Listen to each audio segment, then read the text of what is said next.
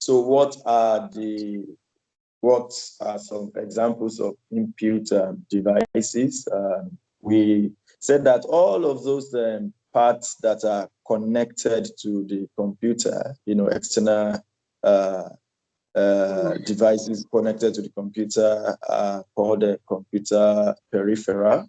And so we have the keyboard, which is a major input device. And on that keyboard, we have different kinds of keys, right?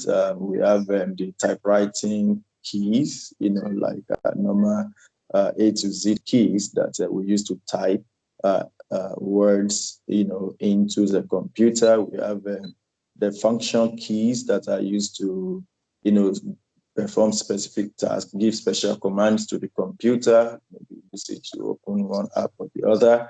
And then we have the alphanumeric key also, as part of the special keys on the computer. And then the last one now, I'm not sure I can remember that now because so that's about the keyboard. Like the control keys.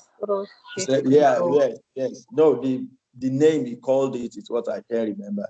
Of course, that's the modifier keys. The modifier keys. I think I need to register that. Yes. Yeah, the modifier keys.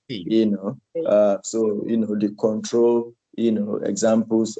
Your control key. You combine this with other keys. On the keyboard to perform. Specific task, control plus U, underline, control plus I, italicize, and so on and so forth.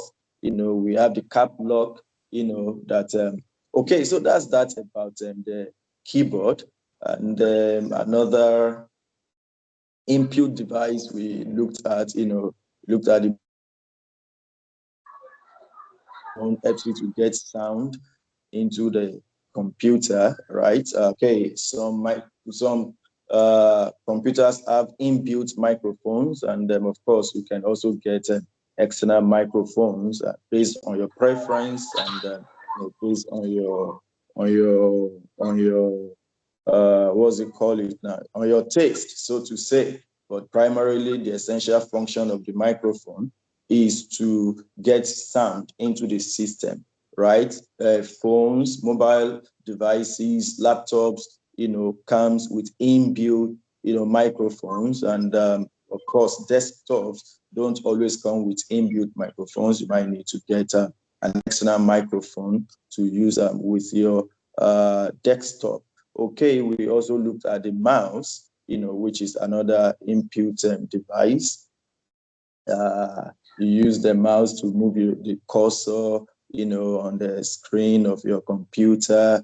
And of course, there are two buttons, right? On the keypad, the right button, the left button. And some keypads, can be connected to the computer through through, what do we call it now? Okay, some can use the USB rather, USB port to connect to the computer, and then the other can use the Bluetooth. You can also connect. You have Bluetooth mouse that you can use, with your computer. Okay, that's another example of an input device. We have the stylus also, which is another one that we looked at yesterday, and basically it's like a pen that you use, with your computer, especially maybe mobile devices, your mobile Android phone, your tab, and so on and so forth, or maybe a laptop that also comes with a touch screen. So you use this instead of using your fingers. It helps you to write faster, and on your computer. So we have the stylus as another example of input device. Okay, I'm trying to see if there is anyone that I didn't pick, but I think those are, as far as the input devices are concerned, those are the ones that I can remember readily. And then talking about output devices, we have the monitor, And of course, in some cases, the monitor can actually serve as both an input device and as an output device on some systems. But essentially, we say that the monitor is an output device. It helps you to see, information being displayed on the computer. So we have, the scanner is also an input device. I just remembered that. Yeah. The scanner is also an input device, and I believe we are quite familiar with that. So we have the monitor as an output device. We have the speaker as an output device that helps you to bring sound out of the computer. Of course, phones, laptops, tabs comes with inbuilt speakers. And of course, you can also get external speakers for your PCs, your desktops, and depending on your preferences. And of course, we have the printer also as an output device, and so on and so forth. And I think after that, we consider them connections and connectors, right? If I'm correct. Yeah. I don't know whether it is connectors and connections or connections and connectors. Yeah, that's there is right. connection, there is connector there. Okay, so these are the wires and cables that we use to connect various parts of the computer, together. We have the VG, the HDMI, cord, and of course, so basically you have the port on the computer, and then you have the cord, so they come in a pair, right? You have the male and the female pair, and you ensure that you match them, correctly. So you have the HDMI, for instance, and that you use to help to connect, maybe your projector, which is also an output device, to the computer, and the projector is an output device. So you use the HDMI, you connect it via the HDMI. You have, flash, you can even your USB, cord and port to connect your flash, drive to your computer. We have, what's this cable called again? I can't remember now. The type that you use to connect your printers, the shape. You can build me out later. I can't remember that readily. And which other one do we have there? Of course, talking about USB, we're told that no, is it USB now? I think the Bluetooth, we have, all these jacks. I think that's the much I can, before I begin to well done. before I begin to misfire now. So I think essentially these were the things that we learned yesterday. So let me just stop there, and allow Fiifi to do justice to the rest of the. Yeah, well done. You are a super teacher. Yes. So that is essentially what we discussed yesterday. And he has explained it to the best that he can. And I think it's perfect. So we will continue from there, where we are looking at recognizing other basic hardware. So today we are looking at what tablets. So we say that we all know what tablets are used for, right? Yeah, so tablets are just portable computers which fit in our hand, right? Then we can just use a touch screen, click, click, click. It has inbuilt speakers, microphone, cameras, and all of that. So we know how to use tablet. It also comes with its own virtual keyboard, instead of using a physical one. And some tablets also do have keyboards attached, so you can attach and detach. Okay. And we have a situation where we can also include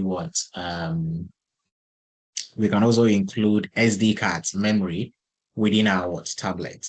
So they run either desktop-based operating system which is heavier and can run full programs like Microsoft, or mobile-based systems, which is lighter. So we do have some of the tablet that can run a full OS. Then we have ones that runs the mobile version. So it is light, it is easy to carry, then you can easily convert it. So we have some which you can attach the keyboard to and start using it. So if you're teaching it and you happen to have some of them with you in class, then you show it to your students. Hello. Yes, if you're welcome. Yes, we can hear you. Everything okay? Hello. Yeah, we can hear you. Hello. Can you hear us? Yes. Can you hear us? I don't think she can. Okay. So that's I lost just you for a bit. I was hearing okay. you clearly. Okay. Is it okay now? Is it okay? Is it okay, please? And you should, okay, she has disconnected, which is fine. She'll be back. So that's a picture of a tablet. So this is an iPad, I think, using the iOS version. So as I explained yesterday, for each of the levels, we'll be going through the 7 models. Is it? Yeah, 7. So technology basics, digital citizenship, information management, content creation, communication, collaboration, safety and security. So what I intend doing is to complete level 1, 2, and 3 for technology basics. Then we move to level 1 of digital citizenship, complete the level 2 and 3. Then we can move to another subsection. I believe that is okay. Yeah. Yeah, so this is what I want to do. Baba Tope, is it okay? Good morning, everybody. Yeah, that's fine. Okay, good morning. Good morning. Good morning, Fiifi. Yeah, I think your good network morning, is not that great. Sorry, I went to Google Classroom. Oh, okay. I thought you were having it there. I didn't know we're still Oh, okay. class. Okay.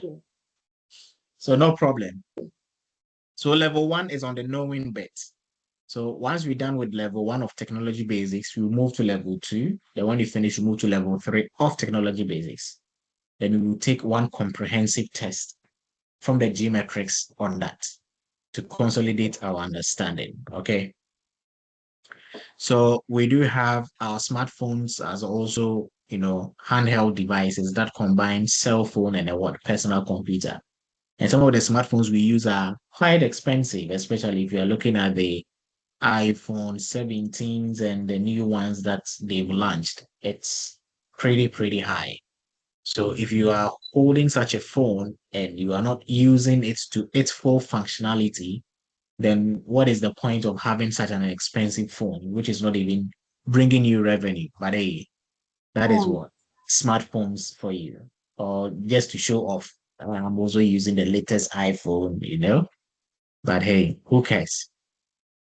Now they run mobile operating systems and let you install and use many apps. So our smartphones include camera, memory, touchscreens, and software for organizing contacts. So this can be explained to students. They use smartphones, so having a discussion with them shouldn't be much of a problem.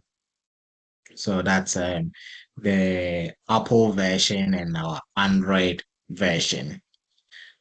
Then we do have the all-in-one computers where the system unit and everything has been embedded into the monitor. So all that you need is your mouse and a keyboard. So I believe you've come across such systems before in your line of work, where you have just one monitor which has an embedded system unit within it. Then you don't need to carry a system unit which is separate from the monitor. I believe you've come across such before. Yes. Okay. Sure. So this is the Mac version and this is the Windows version. Yes. So now we're going to delve into read-only memory and random access That's right. memory. Yes. So if I ask what's a read-only memory and what's a random access memory and what is its function to the computer system, what are you going to tell me? I think the read-only memory only stores the memory when the computer is in use, and once the computer is off, the memory is no longer available on the computer. Then Are the we random sure about that? Okay. Kelechi, welcome. maybe I'm Hmm. confusing it, but I think I read about it before. You read So about it. read-only, yes, but I'm trying to. I think I've confused, but from what I can remember is that read-only memory is the memory is not stored on the system when the system is off, something Mm-hmm. like that. So it's Okay. yeah. Then the random access is the one that the memory is stored on the system, even when the system is off or when it's on. Hmm. At least you've given it a shot. So who wants to come in again? Okay, can we say that the read-only memory is a short term memory of the system, while the random access memory is a long memory of the system. You know, like she said, the when you save data into your computer system, it goes into the random access memory. It is that Mhm. memory that the computer uses when you put an icon on a specific spot on your monitor, for instance, maybe on the computer, and even if you come back in 3 years time, you power on each time you power on that computer, you see that very icon on that same spot until you decide to move it elsewhere. So it is the random access memory the computer uses, for that, while the read-only memory is the one that the computer uses to perform immediate, actions, on the computer. You open, maybe for instance, 2, 3, 4 different tabs, on the computer at the same time. As you are moving from one to another, you are able to pick up from where you just left. So you use majorly you use the read-only memory, for the immediate actions or activities that you are performing. Like I said, short-term memory of the computer, while the random access memory keeps data for much longer on the computer. Thank you. Yeah, okay, interesting submission. Sorry, Okay, sorry, good morning. Sorry, I came in good late. I morning, was working on Kelechi. something. That's fine. So do you want to I'll chip join in? in fully soon. Okay, let Okay, me no just problem. come in here. Okay, Okay, from what I understand, the RAM, right? It's yes. like the temporary memory, Mm-hmm. while the What ROM did you is say? more like a permanent one. Like, let's say you want those instructions that come up when you're like starting up your system. Mm-hmm. Those are like they are permanently on the system. You cannot Okay. edit them or erase them. Okay. While the RAM That's is which like one is that one? Okay, that's the that's wrong, the yes? ROM. That's read only. Yes, You yes, can yes. just I can yeah. relate to it. While Yes. the RAM is more like for operations on the system. Those memories, those memory that being stored, like you're opening files, working on your system temporarily. Those ones like Hmm. go off. They are not permanent. So the ROM is permanent while the RAM is temporary. Okay. Are we okay with this? That's I don't know. correct. I Okay. don't know. I Oh, want that's to correct. learn. RAM For RAM sure. is operations. ROM is Uh-huh. permanent, because Okay. when you look at your cell phone, the Yes. ROM is usually larger than the RAM. So Mm-hmm. if your RAM is 4 gig or 8 gig, for instance, the ROM may be 64 gigs, 128, gigs, and so on and so forth. So Okay. the ROM is the permanent, is for permanent memory, while the RAM is, for immediate operations. It's temporal. Okay. So let's look at it from this angle. When you start your computer system, there is a program that checks whether you have a hard disk in the system, whether there is an operating system installed on the hard disk. It will check if you have a central processing unit, okay, or a processor.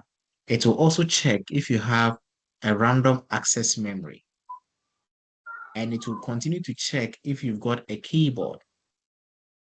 So in a situation where one of these, especially there is no central processing unit, there is no random access memory, and there is no operating system or a hard disk installed, your computer will not start. Okay. So this program has been written to check that all these important components are what functioning and are available before the computer can start. Am I making some sense here? Hello? Yes, Thank go you. on. Yeah. Yes. So we I was call locked out. okay. Are you okay now? So we have what we call the Yes, post. thank you. Okay. Post meaning what? Power on self test. So that is the post. Power on self test, which is stored within the ROM BIOS. I'm taking you deeper into hardware. So the power on self test, which is saved on the read-only memory, the BIOS means basic input and output systems. Okay, so it is the job of the post, which is saved within the ROM BIOS, which we say is permanent and it cannot be changed. Okay, so whether the computer is on or whether the computer is off, that ROM BIOS is there. It stays there permanently, and its instruction is to check to make sure that the basic hardware devices and software needed to start the computer are intact and are functioning. Okay, so we say that the ROM BIOS is permanent and we cannot change those what code of instruction. And whether you have power or not, it is still what there, right? So we say that it is non-volatile. Okay, so meaning its content does not change. Are we okay? Yes, yes. Are we okay with the Understood. explanation? Very okay. Aha. Yes. So now when you boot your computer system, you see your desktop, you open your browser. So all that you are doing whilst the computer is in operation, as Kelechi mentioned earlier, it is being held by the random access memory. So it is just temporal. So if I'm conducting this Teams meeting, my RAM is making sure that, oh, the meeting is ongoing, I'm connected, and you guys can see me, can hear me. It has also activated the microphone, the speakers, and everything. So it is a RAM doing that in the background. As soon as I close this, it will just vanish off the RAM. Then it will wait. Which application do you want to open? Bring it, then I'll hold it for you whilst you use it. But if something happens now and my system shuts down, what it means is I'll lose connection. Then I'll need to start the program all over again because once there is no power, the RAM cannot function. Yeah. Are we okay? So we say Yes, that sir. the RAM is what? Volatile in nature, meaning it loses its content when there is no what? Power. Does that make sense? Then Baba Tope also Yes. mentioned that, oh, you create an icon, you put it on the desktop. When you come back, you will see it there even after 20 years, or you create a folder. So that is the job of the operating system, to manage your system files. Okay. And all the files you save will go to a permanent storage, which is your hard disk. So you need to understand the difference between the ROM and the RAM and your storage devices, which is your hard disk. So please don't mix up the two. Am I making some sense here? Yes, If I'm not sir. if I'm not making some sense, so let me know. Okay. You're making a lot of sense. Okay, good. So if you're explaining to students, try and take it from the boot up process. So the instructions that helps the computer to start. Can you hear me? Yes, we can hear you. So Nobody is talking to me now. Hey, I've been talking. yes, Hello, Ify. Oh, we yes, can hear you You now. can hear me now. Now. yes. Hey, Yes. you can I hear me think now. Okay, thank yes, we you. can. Okay, good. So if you're explaining to I students, you need was to start. asking. I was asking. Okay, I'm listening. Hello. I think your I network. think our network is fluctuating. Yes. Yeah. Kind of The network fluctuating. is not good. It's fluctuating. Okay, no problem. So let's look at it. So computer memory is needed to run programs and use files, while storage is needed to save them. So computers use two main types of memory. So read-only memory, which stores permanent instructions that controls the computer's basic function. So I explain with the power on what? Can you hear Self-test. me? Yes, we can. We can, but I think your connection is a bit um, not stable. We can hear you. Hello? Okay. So we see that the read-only memory or No. our ROM, what is happening today? The network is not favorable for you guys at all. Maybe she can log out and try to rejoin and Join possibly again. maybe deactivate the Restart. video. Yeah, okay. Okay. Why don't you deactivate the video, Ify, so that at least you have a seamless. Okay. Okay, then I think this one is better. Can you hear me now? Yes, we can. Yeah, Can you hear Yes. me? Yes. Yes. yeah. Hey. Okay. So Okay. we have the read-only memory, which I explained that at the beginning of the startup process, we have what we call the power on self-test, the post, okay, which is saved in a what read-only memory, and that is non-volatile. So whether you have electricity or not, the system will run. The content of that particular ROM cannot be changed. So it is permanent and what non-volatile. Then the random access memory is a temporary memory used while the computer is on. So programs and files are loaded into RAM to be processed by the CPU.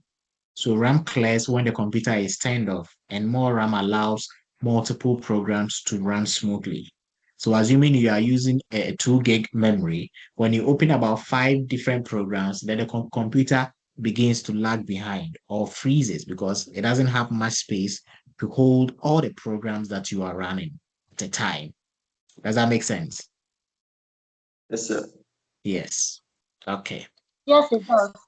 Aha. But So that's the why amount most of computers kind of freeze and fun. okay. So the amount of RAM needed depends on the programs you use. So more RAM means better performance and the ability to run several applications at once without what slowing down. So if you've got a very small, memory, then it will be difficult for you. Is that okay? Good. Yes. So this is an example of what? A read-only memory. So we've got our read-only memory and a what? ROM. random access memory. So when you purchase a desktop or when you open your laptop, you see these small chips. So the chips are the memories. Okay. Then we come to the computer storage. That is where you save files. So if you open Microsoft Word, it is being run by the RAM. And if you refuse not to save, or if you refuse to save the file, you turn off the system, you come back, you will lose the work. But once it is saved, it goes onto your hard disk. Okay.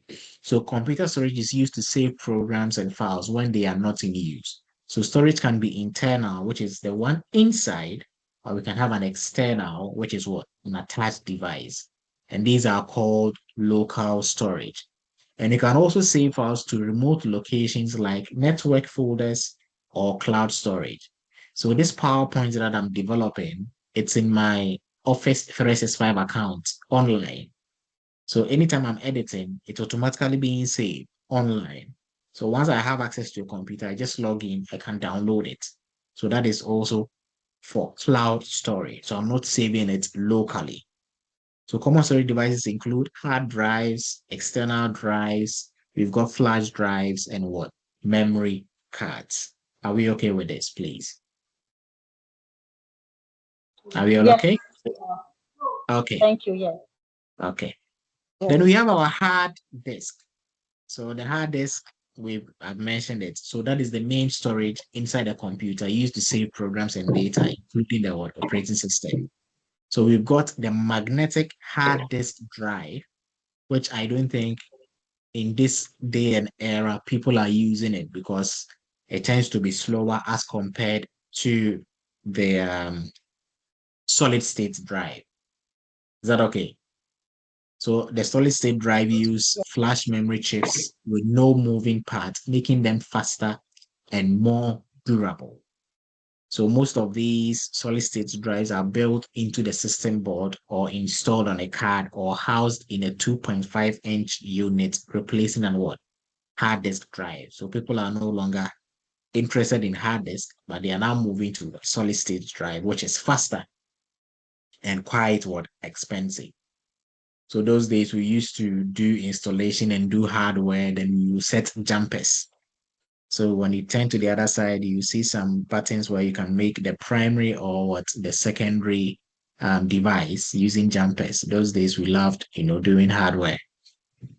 Then we have our external drives, like the one you see on the screen. Okay. So you can put it in a separate, case and connect it with a USB cable. And this will provide extra storage, but you cannot install software on them. So it is just for saving files. Are we okay up to this point? Yes, sir. Yes. Yes, we are. Okay. Okay. Trying to be. Okay, good. Then we also have the flash memory, okay, which is a technology used in solid state drives, can be built directly into a device's system board. So this type of storage is used in tablets and smartphones, which usually include onboard memory for storing files and whatnot. So that is technology being used for our smartphones. Then we have the flash drive, which we normally say the pen drives, which is light, portable. We can have some going as far as 1 gigabyte. Small drive, thumb drive. Okay. So the flash memory in thumb drive is slower and less reliable, right? Which makes SSDs more expensive for the same storage capacity. So if you want a solid state drive, be prepared to pay more. Are we okay? Then we have the secure digital cards. So the ones we put in our phones. So that's an example of that. So we can just insert them into the device. We can write and retrieve data. You can also move the card to another device to transfer files. So SD cards are commonly used in cameras, camcorders, phones, tablets, MP3 players, and GPS device.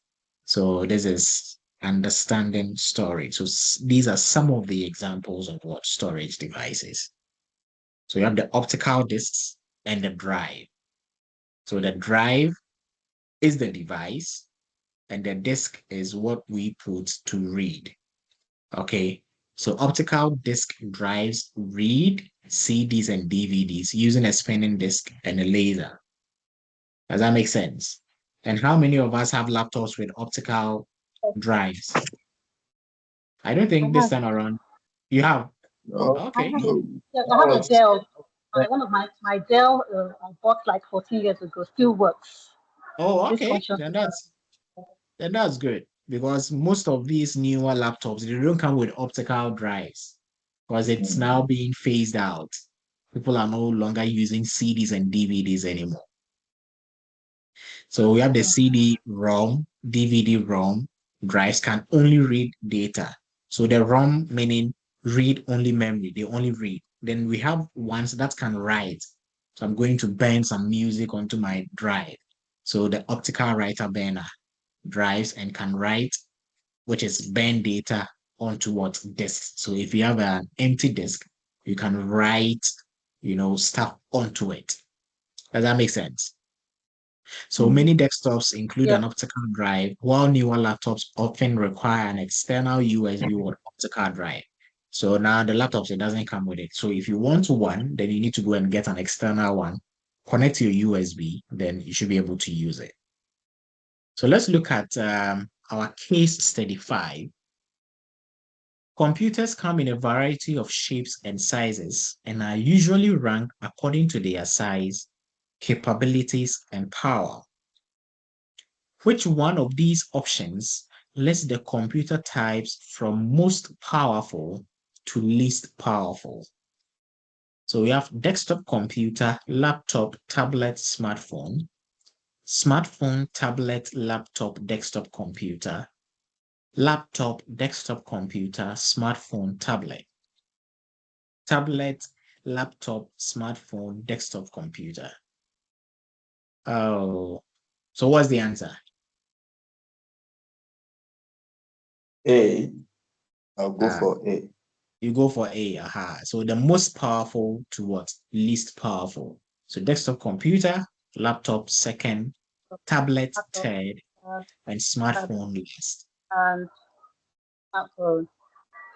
Are we okay? Yeah. Okay. And now we come back to mobile operating systems, which we talked about, but this one will be a little bit into detail. Okay. So we see that they are portable.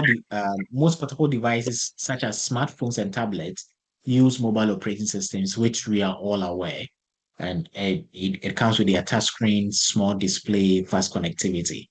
And they are also optimized for low power usage while still supporting tasks like phone and video calls, streaming, web browsing, texting, Wi-Fi, and Bluetooth connections. So the phones that we use come with their own mobile operating systems, depending on the one you are using. If it's Samsung, it will obviously be Android. If it is iPhone, then the iOS operating system will be doing that for you.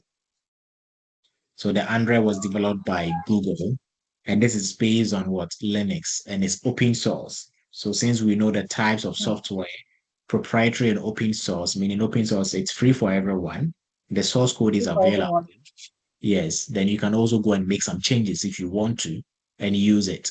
So they have various versions like Jelly Bean, KitKat, Marshmallow. So Android powers a wide range of devices from manufacturers such as Samsung, HTC, Sony, and Motorola. So it currently has the largest user base worldwide. So that is for Android. And the iOS is for iPhones, iPads, and iPods. So it supports third-party apps and is known for its stability, security, and integration with other Apple devices. Yeah. Then they've also discontinued some of these mobile systems. So Windows 10 Mobile, they've stopped, which was developed by Microsoft.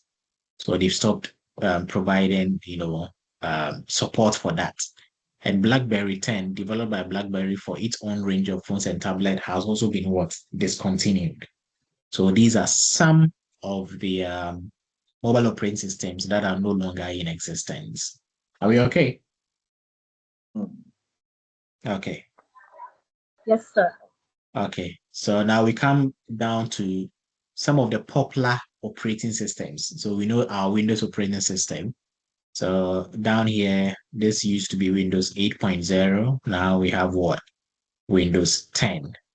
Okay, so both versions have these, interface. So then we have the Mac OS, which is developed by our Apple. And the recent versions include High Sierra, Mojave, and Catalina. So each version offers improved performance, security, and user experience.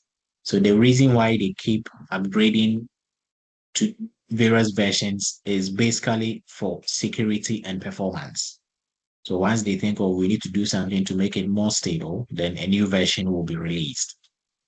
So that's the Apple OS. Now we have the Linux. So this one is a free and open source operating system, and it is mainly used by some supercomputers. Okay, so they have the Ubuntu, which you can use, but I think it's a nice operating system which you can explore if you have the time. So you can download VirtualBox, get the application, install it, and play around with it. And because it's open source, they have lots of programs that you can easily integrate and make good use of it. If you want to go into programming, serious programming stuff, you can start with a shell within Linux and work your way from there. So these are the various types. Then we have the Unix. So this used to be one of the earliest operating systems, originally created for large mainframes and servers. So modern versions are available for desktop computers and include a graphical user interface. So through the graphical user interface, though the graphical user interface is separate from the core operating system. So Unix. Are you okay with this? So Yes. Unix, Linux, then Apple, which is the Mac OS, and the Windows. So these are the operating systems. So now we come down to networking concept. So the students will also need to understand what networking is.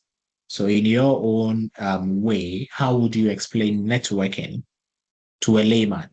What does it mean? Yes. Yes. Any contribution? No one? Okay. Let me say that networking has to do with connecting different computers together so that you can get programs running,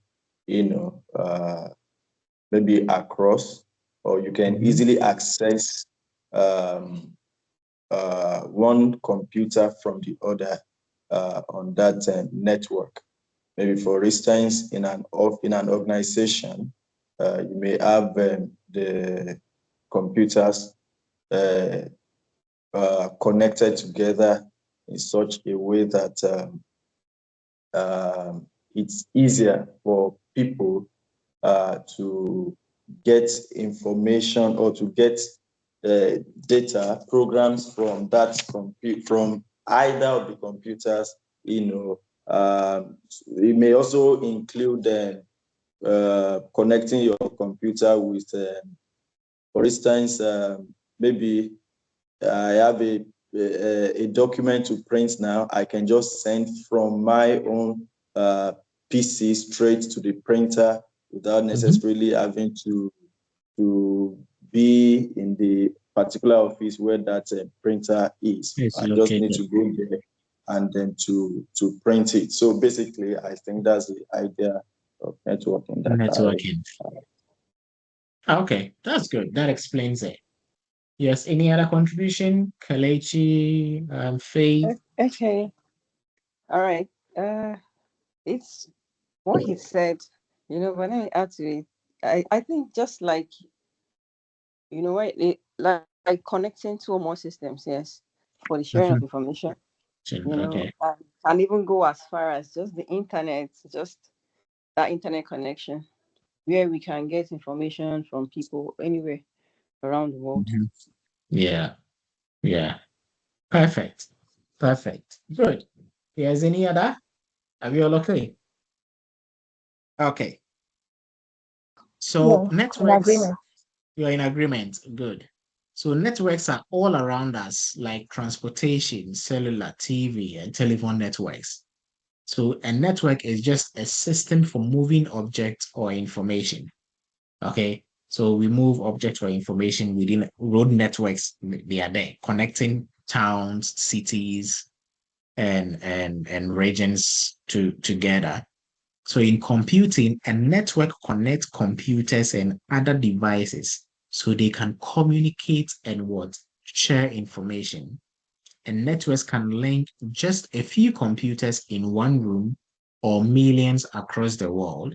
A practice called what? Internetworking. Does that make sense? So how do you connect two computers together to ensure that they are communicating with each other? How are you going to do that? How are you going to do that? Yes. The use of cables. Cables. Okay. What type of cable? Coaxial cables. Okay. And maybe for LAN connections. LAN connections. Okay. So after connecting them with cables, let's say just two computers, we are creating a very simple local area network. So now you've connected the cables. What's the next step? How do you ensure that these computers are communicating? Mhm.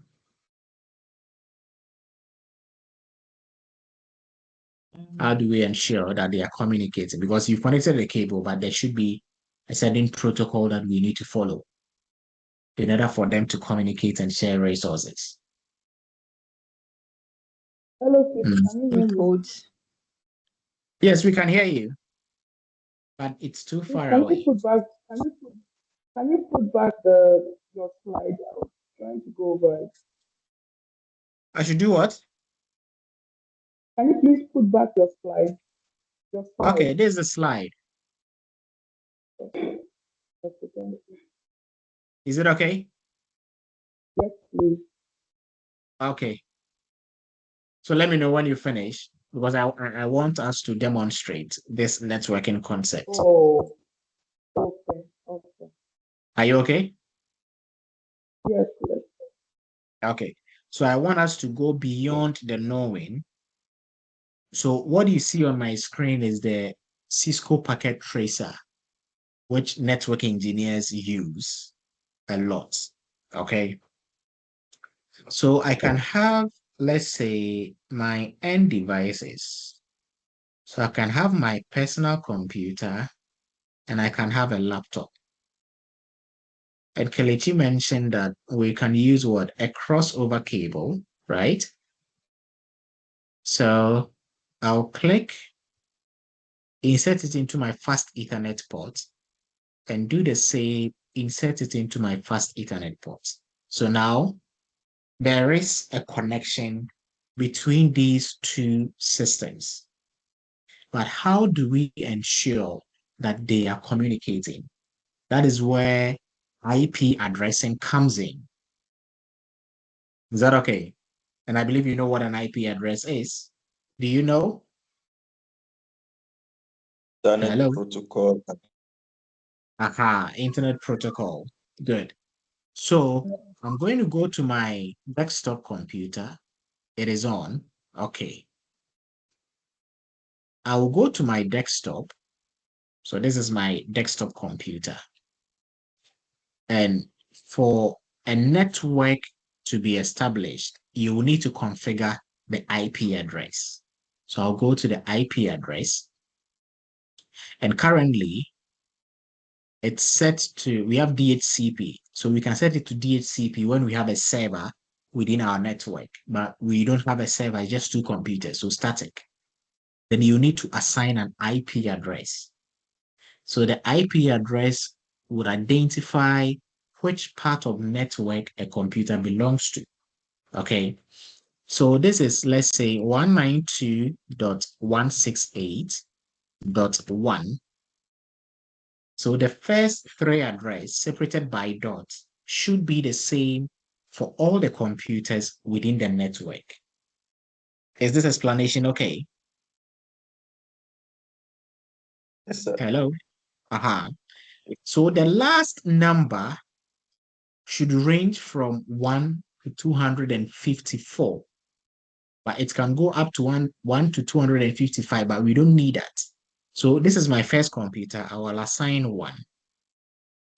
And the subnet mask is 255.255.255.0.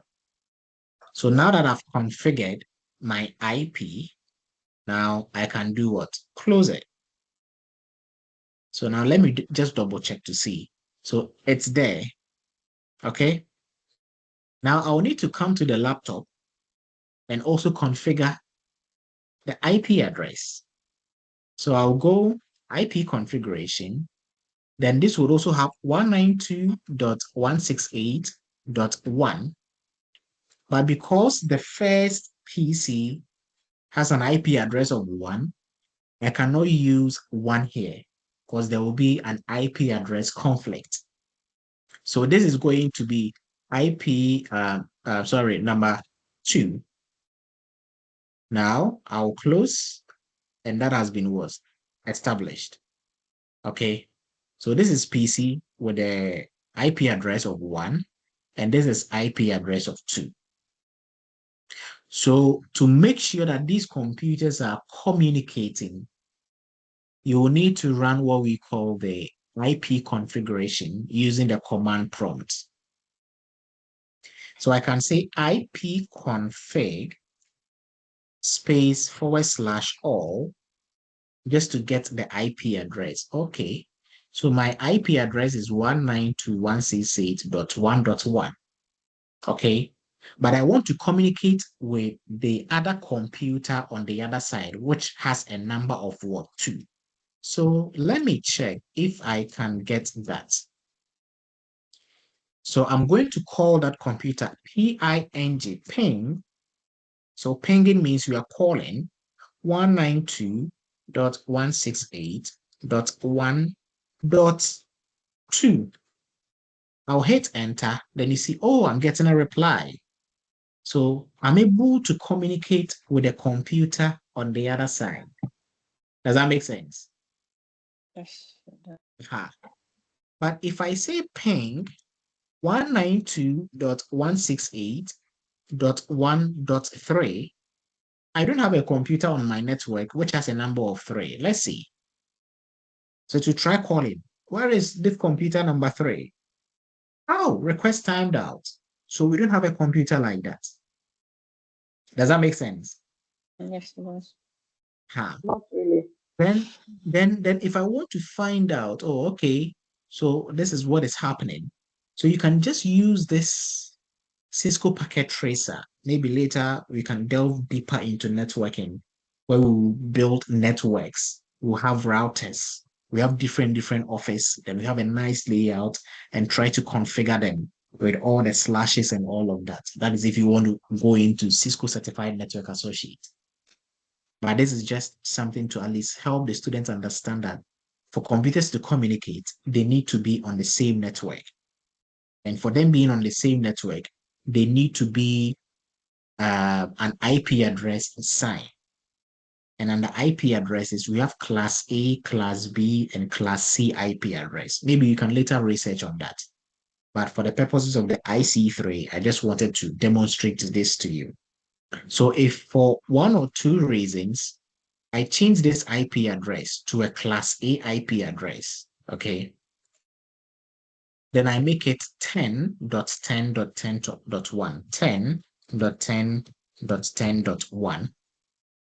Then I'll hit on close.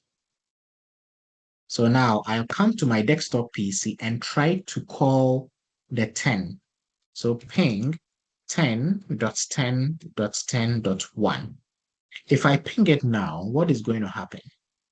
Are they on the same network? They are not on the same network because the PC1, the desktop PC, is on a Class C network and the laptop is on a Class A network. So there is no way they will be able to communicate. Is that okay? So it's like moving from Class C to Class A. And that is not going to be possible because we are using a crossover cable. But in the situation where we use a router, then we can route. That one, it will be possible. But that will be under advanced networking. Are we okay with that? Okay. Okay. So that is just a sneak peek into what networking. And for you to have networks, you need to have your network adapter card. So it can be wireless or it can be wired. Okay. So this is just an example of a network. So we have a server in here. We've got laptops. We've got your tablets and another laptop. So the server sits here. This is one network. Then if you want to access something on the internet, you go through, then you get it. You go through, you get it. Then you can put it in your cloud somewhere online. Is that okay? So all these devices in the network are normally termed as what? Nodes. N-O-D-E. Okay. So devices on a network are called nodes. Node. N-O-D-E. So devices on a network. So all these are nodes. Okay. But the server itself, is it a node? Yeah, The because server it's is part the of server. yeah, Okay, it's a really? server, but it's part of the network, so it's a node. A node. Okay. So depending on the function of the computer, it can be a client or it can be a server. So if you're coming to me for information, then it means I am serving you with the information. So in that particular instance, I become a server. So like this example that we saw here, we have two computers communicating. So they are able to communicate. So if I'm coming to laptop for the information, laptop here becomes the server. Server, yes. Then you are the client. If I decide to move here for information from the PC, the desktop here becomes a server in this instance. And this now will become what? A client. Okay? That is it. Are you okay with this, please? Yes. Hello, Then, can you hear me? yes, we can hear you. Okay, so I've heard of client servers before, the two words coming together. Client servers. I don't know what's happening today with your voice. It's not clear. Can you hear me? Can you hear me? Yes, Hello? I can hear you now. Yes, I can hear you now. Okay, so I said that I've heard of client servers, like the two words coming together. Like the two what? He said the two words. He said like the two together. words, client server. Okay, you want me to explain further? No, client server. She said she's heard of the two words. Oh, Client you've heard of server. yes, client server. Yeah, okay. Server. Yes. Yes. Is it okay now? We You want me talked to? about them separately. Let me remove my. Or maybe I don't know if you should disconnect your headset or Can something. you hear me better? Yes, this is better. Can you hear me now? Yeah, this is better. Okay. So I was saying that you talked about the server, you talked about the client, right? As yes. Each serves different purpose, yes. and I'm now saying I've heard of the two terms used together. Is it correct? No, it depends on the situation. Okay. So at one point, a computer can be a server, and at another point, a computer can be a client. Okay. And in a situation where we have computers serving both roles is where we have a peer-to-peer network. Okay, P2P. So we only have two computers within the network. So your computer and my computer. So if you're requesting something from me, then I am the server in this instance. And if I'm also requesting something from you, then you become the server in that instance where I am making the request. Okay. But So the that can one happen making, at the same time. yes, it Okay. can happen at the same time. So the one making the request is a what? Client. And the one granting the request will become the Is a server. server. Okay. So it depends on the function at that particular point in time. But within a well-structured network, we will have a dedicated server, and all the clients will just be within the network. Network. Okay. Okay. So So looking that at means the word client server is not it shouldn't be used, like that, right? no, it Client shouldn't be server. used like that. No, it shouldn't be Okay. used like Okay. that. It depends on the situation. Okay. So Okay. currently, Okay. we've all connected to Microsoft Teams server for this meeting. So now we are clients, and we're able to have this meeting through Teams server, sitting somewhere in the US or on the East Coast somewhere. Does that make sense? Yes, Yes, please. it does. So building this networking and infrastructure took, billions of dollars. A lot went into it. So today, different networks like cellular, telephone, and the internet interconnect, linking homes, schools, and businesses, and keeping us all connected. So I'm just wondering what our world will be tomorrow if suddenly we all lose networks. What are we going to do? What will happen to our businesses? Wow. Everything will come crumbling, crashing. We wouldn't know what to do because we are used to, connecting via networks. Especially when you have kids here in this part of the world and you take them to maybe Nigeria or Ghana, then they will be in a hurry to move because they don't have access to that fast internet to be able to do the things that they want to do. So they get bored easily, which is also a downside. Anyway, so why do we even need to think about networks? Because they allow us to share files, resources, and internet connections. So Connections. in a situation where I come to work and our Wi-Fi is not working, I'll just connect my hotspots, my phone's hotspots. I share the internet, then I'm using it. Okay. And let's say if we happen to have this lesson in person in Nigeria, we can connect all your 4 laptops to one person's hotspot. And with our understanding of IP addressing, we can share folders on our respective devices. Okay. Then put dump files into it. So in your small office, if you don't have the resources, you can create a small local area network where one system is a dedicated server, then all the others can connect to that computer as a file server where you save your files. If you need it, you go to that folder, you get it, you assign permissions and all of that. Am I making some sense? Yes. So Yes, Isaac, you are. are you okay? Yes, it's understood. Yes. So a user can create a file and others on the network can access and work on it without needing their own copy. Then devices like printers and scanners can be shared, saving money and space. So if you are in an office with about 50 workers and about 50 computers, you don't need to buy printers for each of the computers. No.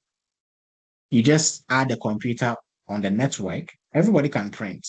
So once you issue the command, it will go to the network printer. You print it, then you go and pick it up. So it saves cost. You share resources, you share files. Then you can also share your internet. So multiple users in a home office can share a single internet connection. But as many people are coming on that small internet connection, you need to also know that the speed will be affected. Okay. So we have the internet Please, I want connections. to ask a question. Okay, ask. Can I ask a question? Yes. Okay, well done, Fiifi. Well done. It's been an insightful class. This now, so I understand that for network, okay, the reason why network should happen, why computers should be networked together. Lord, I want to understand what's the inner workings of this network. What are the technicalities that makes this network happen? Like you said, Okay. if anything happens, they will all come crumbling. What would Yes. happen for that to happen? Yeah. So now we are all connected globally through our ISPs, internet service providers. Okay. Okay. So we have something what we call public IP addresses and private IP addresses. So within organizations, they use private IP addresses. I don't want to go into networking, but since you are pushing me there. So we have class A IP address, which starts from the 10.10.10 range. Okay. Then we have the class B IP address, which is 172.16. That is how it starts. Then the class C is what? 192.168 dot whatever. Okay. Usually. Is this in your head or is somewhere? No, it's in my head. I did networking. I did networking. Okay. Yes. Okay. I studied networking into details. I was once a hardware networking instructor for IPMC. Way back 2009. Yeah. So do you have the CCNA certification? CCNA, that's Cisco certification. I've not taken it. I took the CompTIA A+, but I'm not taking the CCNA because my attention shifted to now data analytics, and I don't know whether to go back to cyber DevOps. It's a lot, but I just want to teach. So I try to learn. There are two different things. Data analytics is different from networking. Way different. You know, it's more like a technical work, and it's more like analytics. That is it. But what I try to do is try to learn, master, so that I can teach. That is what I love doing. Yes, full stack. Yes, at least the instructor is everywhere. Some IT full stack IT person, like full stack. I have knowledge of everything. That is it. So if you check, if I open my command prompt, okay, and I want to check my. How do you open your command prompt? How do you do that? Okay, you go to start, then you can search for command prompt or type CMD. CMD, command prompt. Okay. Then we use the ipconfig command, ipconfig. So IP configuration, so ipconfig space and /all if you want to know your system's IP configuration. Okay. Wait, so it will list it for me. Okay. If you want to go into networking. Okay, but they will not ask us all these things on IC3. No, they will not ask you. They will not ask you, but at least it is good that you know. To know. So IP config. Okay. You said we should go to stats. You said we should search for command prompts. Okay, so that's where I am. Okay. So now your command prompts, click on it to open. You should see something like this. Yes, click on it to open. Hello? Hello? Yes, I'm here. Yes, so click on it to open. Have you opened? Yes, I've opened it. I'm coming. Command prompt. Command prompt. Okay, yes, I've seen it. So now that it's open, you type ipconfig space, then a / and all. What? Hello, excuse me. Yes. Hello, can you hear me? Yes, I can hear you. Okay, so my command. So you type IP. My command prompt is open. Okay. So type this. IP is it config. with the user stuff? Yes. Or not? Okay. So your username is there, right? The computer's username, mine is Fiifi. So if yours is Iffy, you see Iffy. So just type ipconfig space. I didn't see Iffy. So what do you see? Your laptop, maybe your laptop. Your laptop's name. Your laptop's name. Yeah, I didn't see it. Yes, I'm seeing Microsoft Windows version 10.0, blah blah, Microsoft Corporation, all right reserved.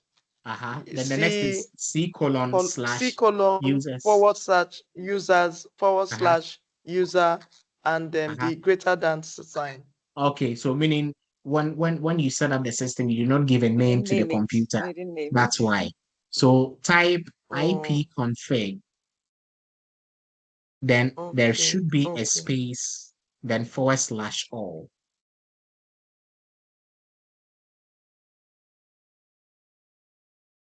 Are we okay? Yes. Now press enter on the keyboard. So when you press enter, it should give you all the configurations for your system. Okay? Yes. Are we okay? Yes. Aha, that is it. Yes. So I have, when you go all the way down, you would see wireless LAN adapter Wi-Fi, which is my wireless card. Okay. And if you look carefully, I have a default gateway of 10.20.21.1, right? So this is my router's address. I don't think we are saying the same thing. Yeah, we will not see the same thing because you're on different networks. But I want you to look through, you will see wireless LAN adapter Wi-Fi. I don't know which yes, name. I've seen it. Yes. So you see IP version 6. Now they want us to use the IP version 6. Now we have IP version 4 address. Okay. I didn't see that too. IPv4 address. IPv6. No, there is version 6 and V6 address. We are not looking at the V6. So count 1, 2, 3, 4, 5, 6, 7. The 8th row, you see IPv4 address. What do you see? 10 minus 10.20.21.49. Yours is more elaborate. Mine is not as elaborate as yours. Okay. I stopped at auto configuration enabled. That's where mine stopped, under wireless LAN adapter. Auto configuration enabled. But did you add space /all? Yes, when I you did type that. the ipconfig space /all. Yes, I did space. Yes. /all. It shouldn't end there. Because we should find your wireless. Are you able to share your screen? Are you connected with your laptop? I'll have to. I'm connecting with my phone. Okay. Then unless you connect with your laptop. That's why I always recommend that at least you connect with your laptop, something like this, then you share, then we can all see. Okay. So if I want to go to google.com, our computers understand binary, right? So the google.com that you are typing, computer doesn't have a clue. So we have what we call the DNS, domain name service. So it's like the phone book of the internet. So they will convert the IP addresses to the human readable format. So if I say ping google.com, you see, I'm getting a reply from Google. So Google's website address is at 142.250.140.100. Okay. So 142 dot what? 250.140.100. Are you following? So yes. Instead of going to google.com, typing google.com, I will type 142.250.140.100. Let's see. I'm going to do that. I will need to open my browser. So I'm going to open my browser. And when we ping google.com, the computer responded with what? 142.250. So I'm going to 142.250.140.100. Once I hit enter, it takes me to Google. So that is networking for you. So the domain name service is converting the IP address of Google, right? Which is the 142.2 what? You see, you cannot even keep that in your memory. So it will be very difficult for you to visit websites if we are to use what their IP addresses. Okay, so if I ping this, if I ping google.com and I'm getting a request timed out, then it means that I'm not able to go out of my internal network to the public network, which is the internet. So these are ways of identifying where we have issues with our network. Does that make sense? Yes, it does. Aha. So I say, okay, ping, is it what tech savvy teacher intl.com, right? So I'll ping it. Oh, so tech savvy, your address is at 199.188.200.48. Let's see. So 199, I want to go to 199.188.200.48. Let's see. Okay, so now such private networks, when you use this, is not going to work. But Google is public. It doesn't work all the time. So they have maybe some security features preventing us from what getting to that website. Does that make sense? Let me do it again. So 199, Yes, I used to see 188. that sometimes. Come 403 again? forbidden. So I see that sometimes on some website. When you click on the website link, And you just see say 403 forbidden. forbidden. Forbidden, in fact, because by administrative rules. So they've set some rules. So you cannot access our website with the IP address. Okay. And at least it works for Google. That's what I wanted to, explain here. Is that okay? I say So can I ping. ask? That's fine. Ask. Okay, I understand that these codes are IP addresses, right? Yes, they're IP addresses. And IP addresses are what links devices to the main internet itself or to the server. Yes, that is it. Okay, then why would a website have an IP address? I'm just asking. And okay, you see, websites, before you can be on a network, you need to have an IP address. Okay, And, then that's fine. Yes, without an IP address, you cannot be on any network. So Yeah, you need to even have an IP address to be on a network. So beyond devices, because I just Yeah. thought that just addresses, just those connections to the server or the internet. So I didn't know that websites too needed to have IP addresses. Yes, websites also need to have IP because the website is hosted on servers, and the server should have an IP address. I get it.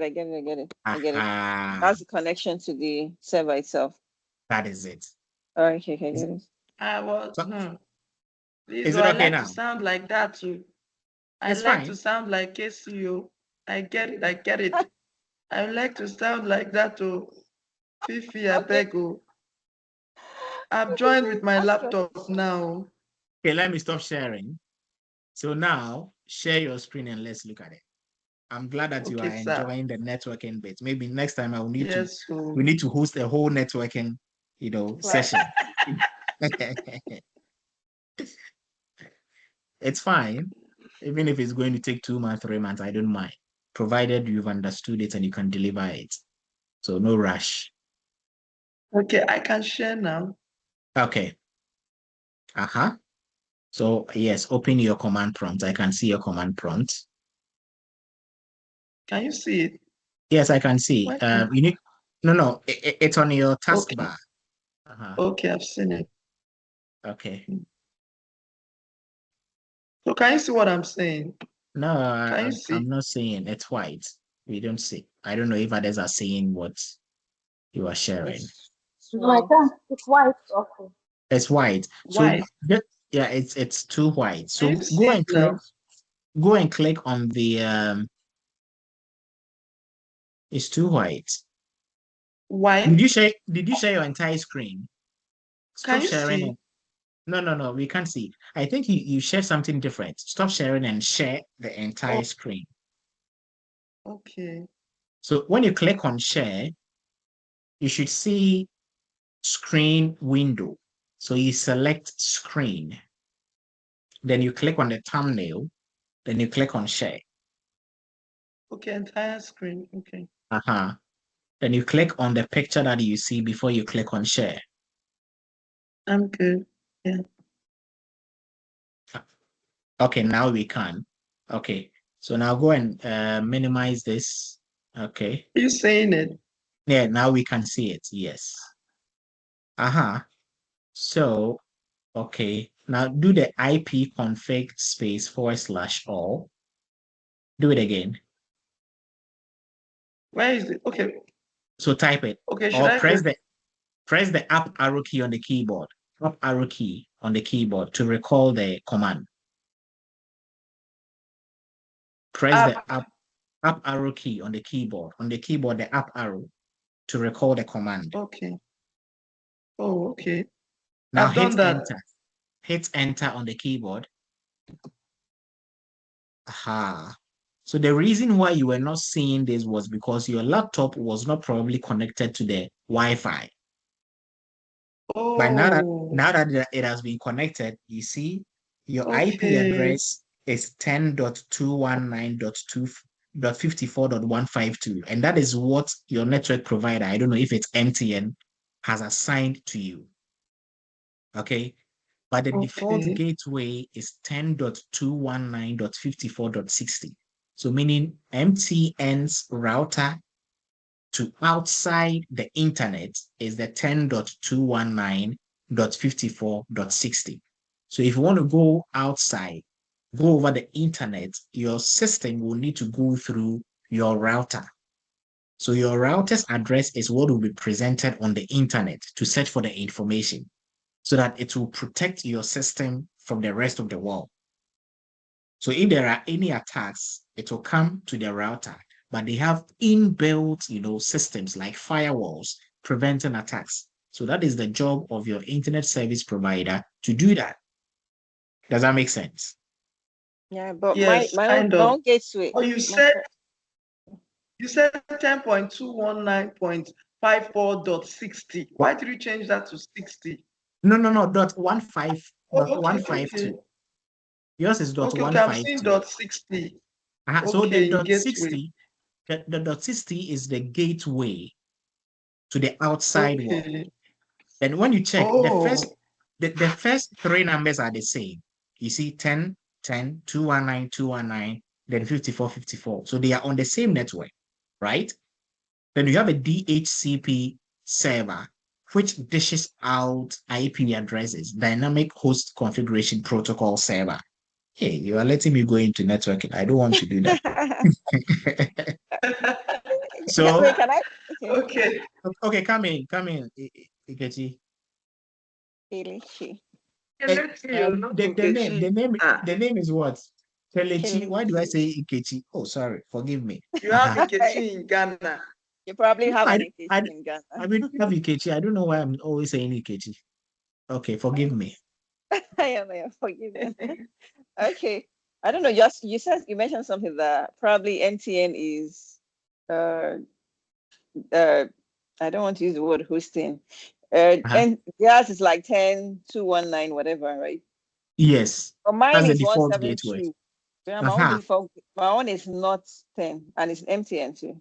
Yes. So they have so many classifications. Okay. We cannot put all of you on one network. That's why we have Class A IP address, Class B IP address, and Class C IP address, so that it will enhance the performance. Okay. So please, let me explain. Ask. Yes, ask. Okay.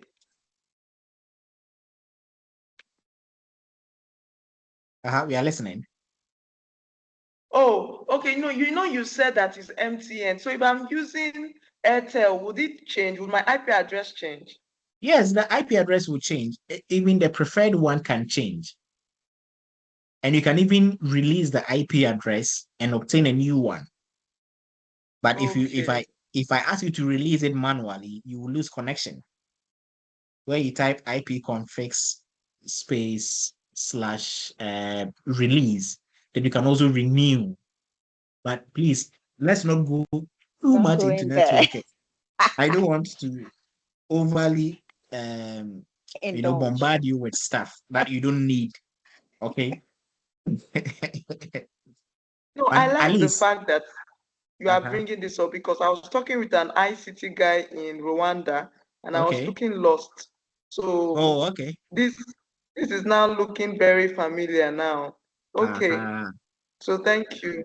You're welcome. So go back to your browser, then you can stop sharing. And maybe I can also share. Please. Yes, please. Okay. Yeah, stop Are we okay now? Yep. So that is networking for you. Okay. Now, wow. So that we can look at maybe later when we have time. I can take you guys through the IT specialist networking course. Then maybe that'll be good. You get certified. That'll be nice. That'll be good. You get Yes, if you don't mind, certified. though. Yeah. We'd love Yeah. that. So that when you have systems, you know what I'm saying, that you know why it's good enough. Yeah. Let's say you're running probably like a training center or something like that. Yeah. So that even when the IT technician is there working, even if he's not there at the moment, you'll not just be stranded. Yes, you'll be able to navigate. Yeah. That is it. Yeah, you should know what's going on. You'll not just be oblivious of what's going on. Seriously, You're not waiting for somebody. You need to see how these IT guys. You need to see how these IT guys talk. I know. With so much. Confidence, like they have become a god in the system. I'm telling you. I must know this thing. You will know, don't worry. So you see the beauty of this. So we are teaching IC3.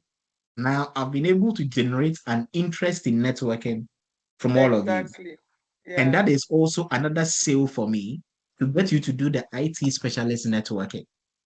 Then once we are doing it, I'll chip in security. Then I'll get you to do security. So by the time you are done with me, you have taken about 5-6 certifications. Which is okay.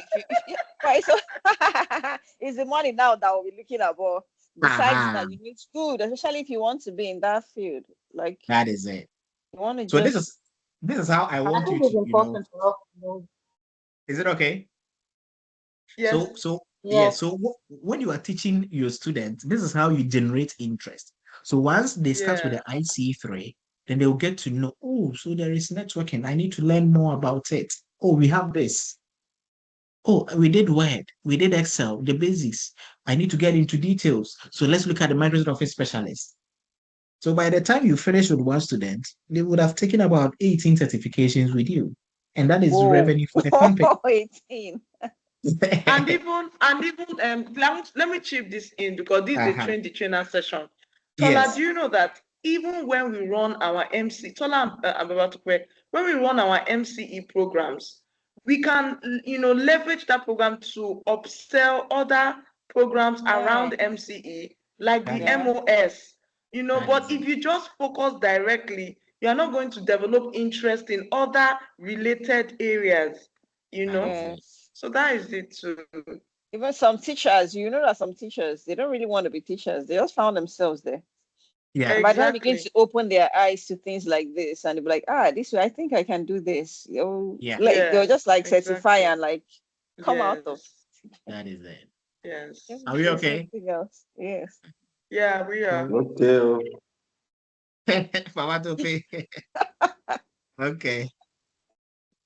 So once you are part of a network, these are some of the benefits. You can stream audio, video to different devices, share media like photos and music, share and backup files, including documents and word scans, and play online games.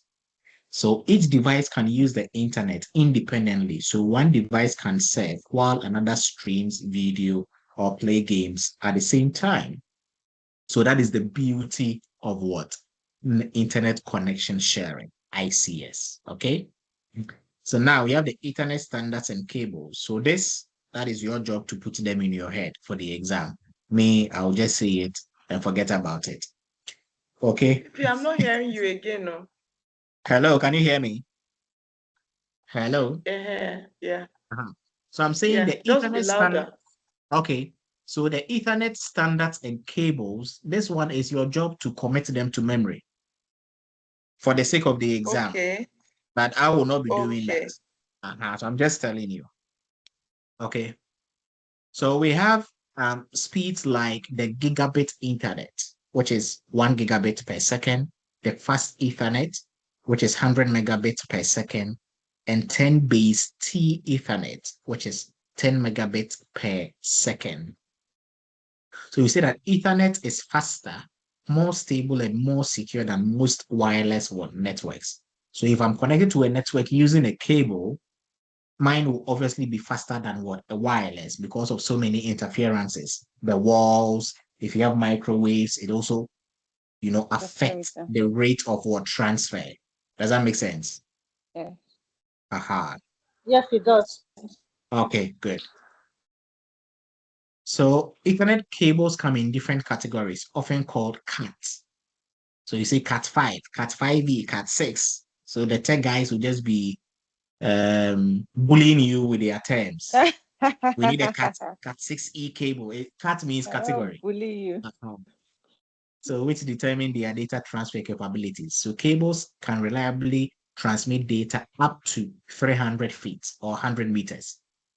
Longer distances require a switch in between. So now we are looking at other networking devices, bridge, switch, routers. So they will all come in here. So if you are setting up a lab, you need to measure the length of the cable. It should not go beyond 100 meters. If it goes beyond 100 meters or 300 feet, then you will lose data. It cannot transmit beyond that. So if you want to go beyond that, then you need to boost the signal with a switch or with a router. Sorry, with a router or a bridge, which connects two different networks together. Okay.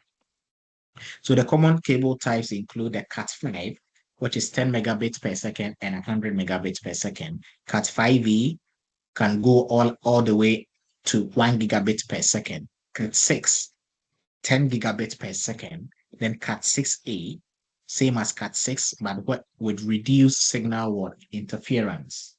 Okay, so if you're setting up a network, don't go for Cat5, Cat5e, Cat6. So at least Cat6 and above is fine, which ensures reliability, okay, of the network and how fast it should be, transmitting data from one point to the other. So at least having this knowledge in the IC3 will help you more or less lead a team. So even if you are not a core networking person, at least you understand the standards. So when we are having meetings with the stakeholders about setting up a lab, at least you can also contribute and share your idea. Fiifi, can you please talk louder? You can't hear me? Hello? Hello? Very faint. Yes, hello. Hello? The rest, I can hear you, faint? but you are faint. You are distant. But I'm really loud.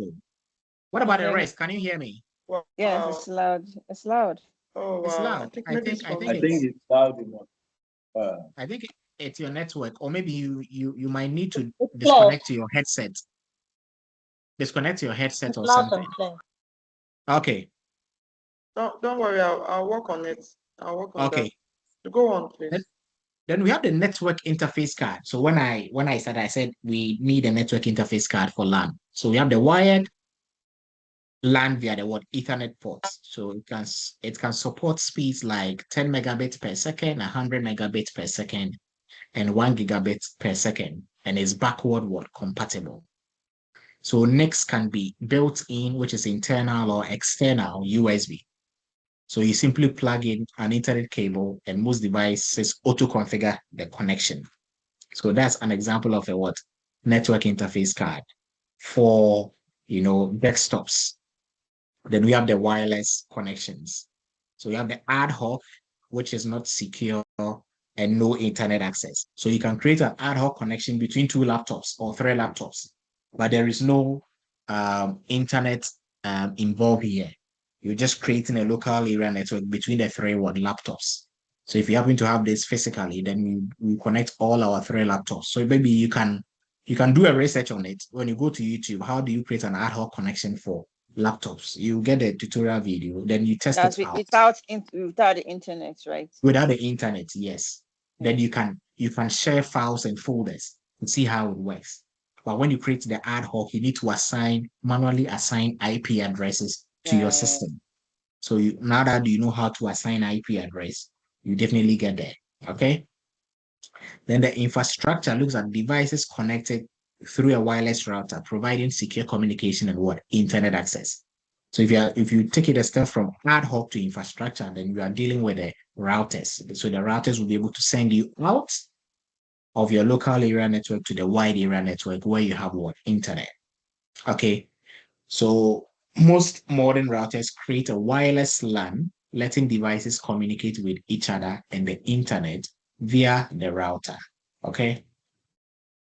So this is a nice picture. So we've got our router.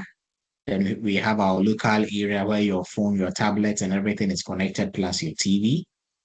Then if you want to go out, you go outside of the router. So the default gateway address we saw will be used to go and get whatever information you need. Then when they come, okay, where is the IP address? Then they will transfer the information to that particular device. Is it okay?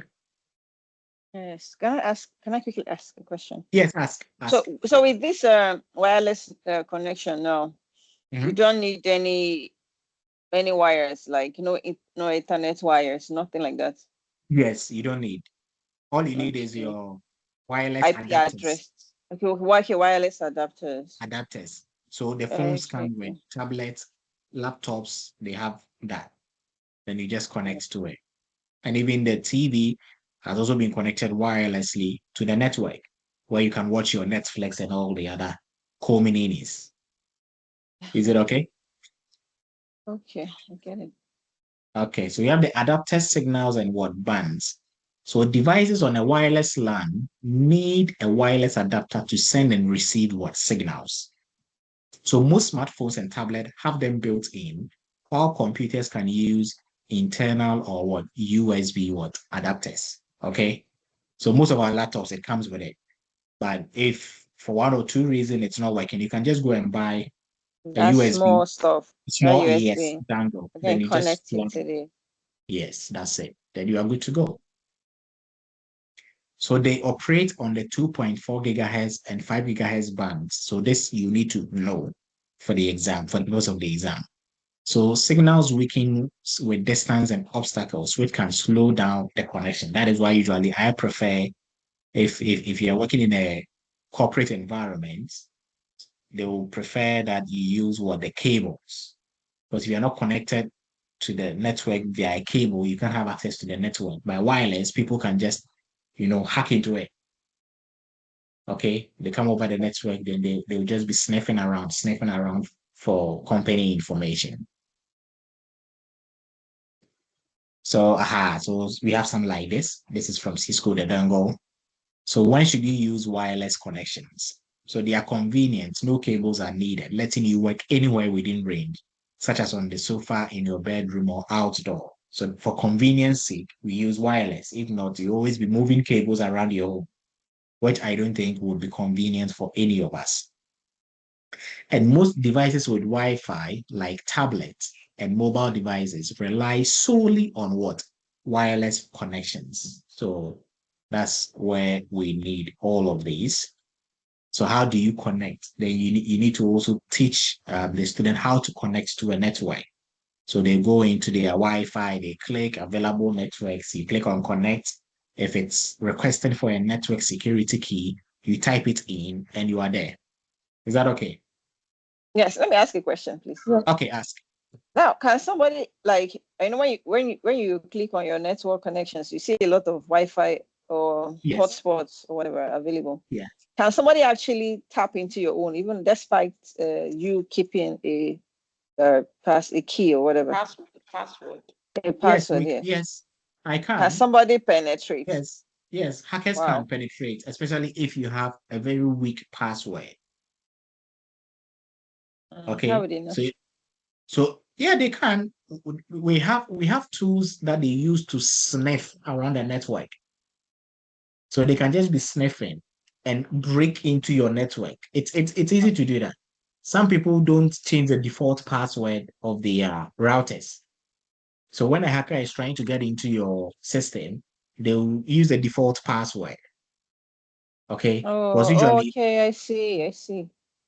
So as soon as you buy a new router, go to the router's configuration and change the username of the admin and change the password. When people don't do that, we know that I know that it's admin.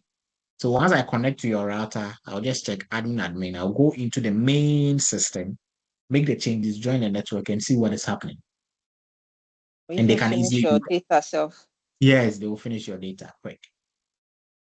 Is that okay? Yes, are you threatened? That's right. But not many Maybe not she's many people experiencing some mysterious disappearance of her data. your data. Fly out. Okay. I experienced it once, but I found out that it was my iCloud. Oh, okay, your iCloud, yes. Yeah, So, yes, I didn't stop. automatic backup. Yes. I'm telling you, just So you swipe. need to check. I Yeah. put 11 gig. You just swipe it in a day. The Yeah. next day, swipe. Good. And I had to go Wow. find out what the problem was. I said it was Yeah. because I got extra storage. Yeah. So the moment I did that, I didn't control it. Yeah. Not to do So automatic backup. So automatic updates, you need to stop it if you're Yes. buying the data. By this, I'm using the company's data, so I'm okay. Everything is automatic. I don't care because the company is paying for it. Yeah. Oh, good. But it's fixed anyway. So if you have an unlimited plan. No, this one is fixed. It's fixed for a month. So whether we use it or we don't use Or it, you the don't company use is it. paying for it. Yeah. So why don't I use it? Use it. Automatic update, everything in full force. So connecting your handheld device to a wireless LAN. So this we know how to do. So our smartphone, you search for Wi-Fi, you tap on it, then you connect. And this is something they can do. Turn Wi-Fi on, select the desired network, enter the passkey, the network is secure. But if it's public, then that is where you need to be careful. So for public, you just tap into it, you connect, then you start using it. So case 36. The capabilities and features of a small office computer network are similar to what an average home network might have. Of the following, which features might exist in both an office and the home network? Select the three options that apply. So printing from multiple locations, recurring installation of software. I should take the question again? Yes, please. Okay. Please. The capabilities and features of a small office computer network are similar to what an average home network might have. Of the following, which features might exist in both an office and the home network? Select the three options that apply. Okay. A, printing from multiple locations. B, requiring installation of software on individual computers. C, games being limited to play on certain computers. D, sharing a common internet connection. So which of these? Then the next one is sharing and backing up files to a single point. That's A, D, and E. A, printing from multiple locations. D, sharing a common internet connection. BDE. E for elephant. And backing up. BDE. Yes, E for elephant. Okay. Sharing and backing up files to a single point. And we have another option. Only a single device can access the internet at a time. So let's see. And we have streaming media from multiple sources to multiple devices. So these are the options. So you want three options that will apply. And he said AD, right? You did not tell us the So Of A, course, D, F is out A, of D, it. and E. G is A, out of D, it. And B. and E. E for elephant, yes. E for elephant. So Alpha, Delta, Echo, right? Yeah, yes. Yes. Alpha, Delta, Echo. Yes. So we are now in the military now. Okay. Are we okay with this? Good. Yes. So now we come down to troubleshooting connection issues. So your home network, all of a sudden you lost internet connection. So with the simple illustration that I did, you should be able to resolve it before calling your ISP. So you need to do something at your end And if you do that and you are still not getting access to the internet, that is when you escalate it to what? The Your technician. ISP. So imagine you are at home working on your laptop when suddenly your internet stops working. You were streaming a video just a moment ago and now nothing loads. You need to figure out why and get online again before continuing your work. So this is our scenario. You were working, everything was fine, and now nothing seems to be happening. Nothing is loading. Hello. Okay. Yes. Hello. I'm really sorry. I think I'm sorry for bringing back everybody. But what was the correct answer, please? A, D, and E. Okay. Oh, okay. But So explain the A. Why A? printing from multiple locations. So if you have a network and you have the printer seated somewhere in a room and you are in your bedroom, because of the network, you'll be able to print from your bedroom and later go and pick the material from where the printer is. You can be sitting at the balcony and still issue a printing command. It will still print. Okay. Okay. I thought you meant the printer has to be in different locations. No. Printing. Okay. Then Of the course, that's D is possible. then the D is sharing a common internet connection, and E, sharing and backing up files to a single point. Yeah. Okay. Okay. Got it.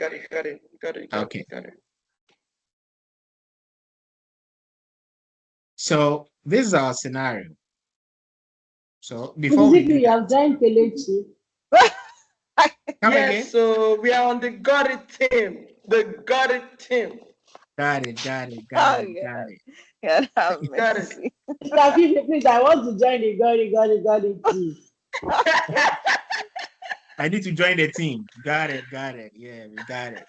So I need to join because I'm struggling to follow. I want to also say got it. Got it. Don't worry. You will also got it. Don't worry. You will got it.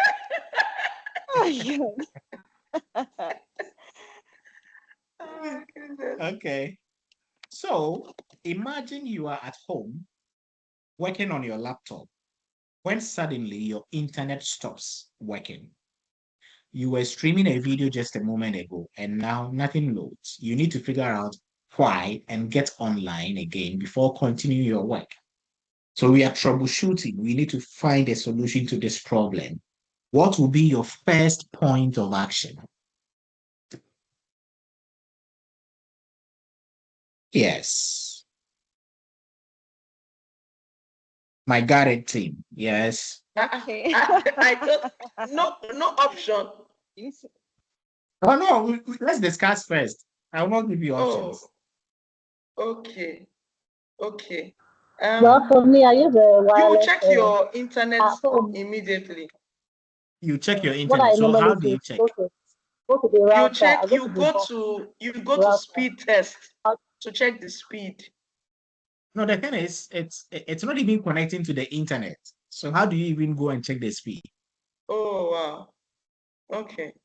What I normally do is the router box. I check the cable to make sure that they are not they've not disconnected in any way. Then if they are properly put in, I will now go to power off the router box and then power it back on. That's what I do. The second thing I do whenever I have a problem with my internet connection. Okay. For I don't know. For me, since I'm not going, I'm not using a router. I'm using my own phone. Okay, your hotspot. Okay. Yes, for my devices. So for me, I will just maybe turn it off and turn it back on again. Okay. Just to see if it could reconnect automatically. Okay.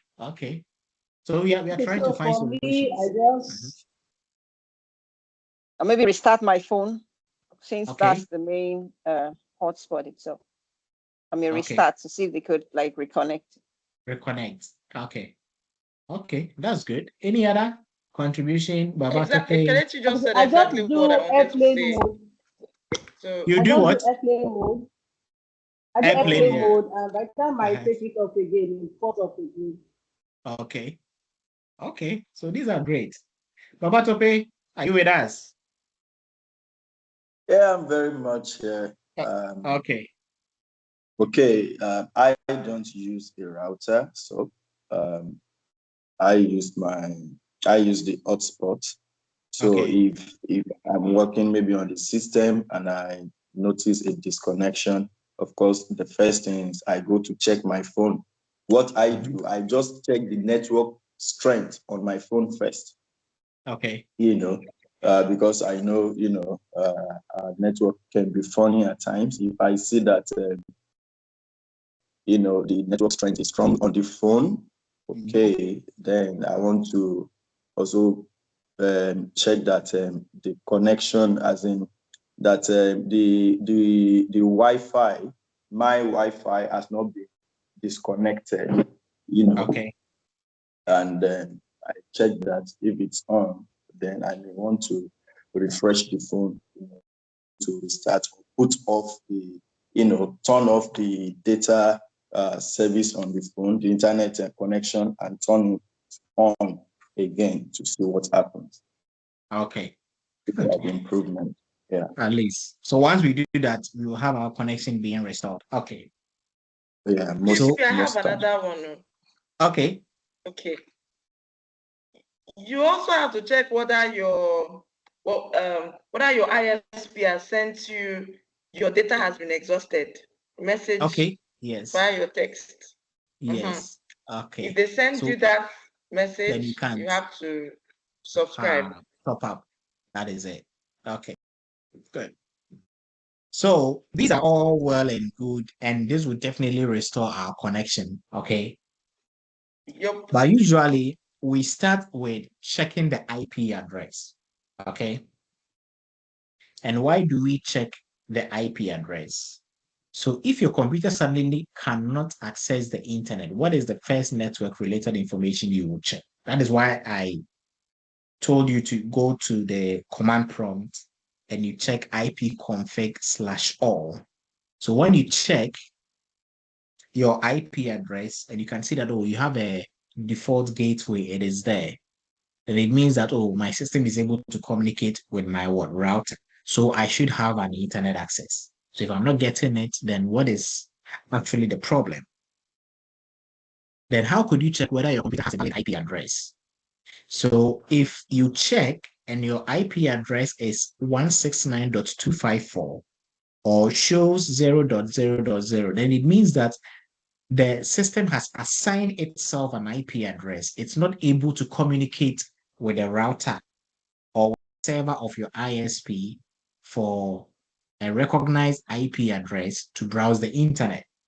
So when you check your IP address and you're getting 169.254 or something 0.0, then it means that the system has assigned itself an IP address, but this is not coming from your internet service provider. And that is why it's not able to go over to the internet. Okay? Wow. Yes. What could cause that? What could cause that? It happens. What could cause your system doing that? Yeah, network issues. This is a line or something like that. Yes. And the code will change. Yes. Or the number will change. Yeah, the number will change to the system assigning itself an IP address. Because if it's not able to communicate with the server for an IP address, then it will just assign itself one. Oh, okay, I see. Okay. Then why is it important for your system to get an IP address from the router? Because without an IP address, you will not be able to go over your local area network. You always be within your local area network. So you will need an IP address from the router in order to go over the internet. And without an IP address from the router, you are stuck in your local area network where you become your local champion. Okay? Now, the next step is to check what physical connection. So maybe you try checking the IP address, it's not working. Then it means that there is something wrong with the physical connection. So if your computer doesn't have a valid IP, what is the simplest hardware issue you might check first? To check if the cable is connected or if your wireless adapter is functioning. So you need to check all of these first. Then why might unplugging and reconnecting an Ethernet cable help? So probably maybe it's been clogged. So you can just remove it, blow some air into it, then you put it back. Then voila, it starts working. Okay. Then what would you try next if reconnecting the cable doesn't work? So I've reconnected the cable, it's not working. I've checked my IP address, there's an IP address. The cable I've reconnected, and I'm still not getting access to the internet. And why might restarting the router help your computer get a new IP address? Probably because maybe the router has been on for so many years or for so many weeks. Probably it's tired. You just need to restart it to reset it. So once you reset, then you are good to go. Then you restart the modem and the router. So if your computer has a valid IP but still cannot access the internet, what might be the problem? How could restarting the modem and router work? Help. So just as I explained, then after you've done all of these and it's still not connecting, then you contact the ISP. Jack, what is happening at your end? Is it something from your end or something from my end? Because you've checked your physical connection, you've checked, you have an IP address, you've restarted, and I'm still not having access to the internet. Then you contact the ISP. So when you contact, the technicians will need some information from you. But because you've checked all of this, you'll be able to tell them, oh, when I checked, I realized that I've been self-assigned IP address of 169, or I'm getting 0.0.0, meaning my system is not able to communicate to the router. Then they will be on the same level with you. Oh, Charlie, this person knows what he or she is talking about. Okay? So that they don't bully you with their terms because you know what you are talking about. And why is knowing your current? Yes. Hello, Fifi. So sorry Yes. to Sorry to interrupt, but I just want to chip this in. Is it in all cases the self-assigned IP address case that you have these I169.254 and 0.0? Yes, it's in all cases. Okay. 169.254, or you get 127.0.0.1. That's another one. Yes, But those are errors. Those are errors, right? .0.0.1. Okay. 127.0.0.1. Those ones are errors, right? The 169.254, 127.0. Are they errors or what?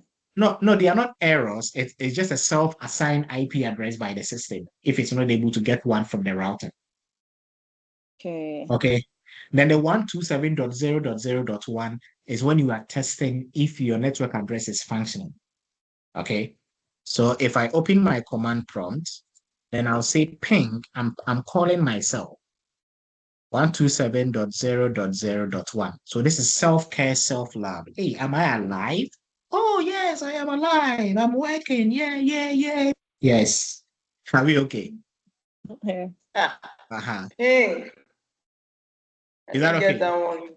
So with this, you are testing if your network interface card is working. So you are calling yourself. So how do you now know if it's working from what I'm saying? So you see reply from 127.0.0.1. So once you hear a reply, then it means it's working. Okay. So my network address, my network interface card is working. So you can tell them, oh, technical guys, I've done, a self-ping of 127. I got a reply. I've checked the physical connection. Everything is okay. I've restarted my modem and router and nothing seems to work. So the next step is me contacting you. And he reduced the money by half. Please. Yes. Kelechi, you are really Igbo woman. I started telling you. Wait, please, can you show ping what? What did you put? Ping dot what? Ping 127.0.0.1. Okay. So are you saying that 127 is not for a self-assigned, but is to check? Yes. Ping yourself. Okay. So that is self-care, self-love. Sorry, I want to ask. Yes. All these are done on the laptop or desktop. How would you? Yes. Can it be done on the phone also? On the phone, that's a good question. I don't think I've tried that on the phone.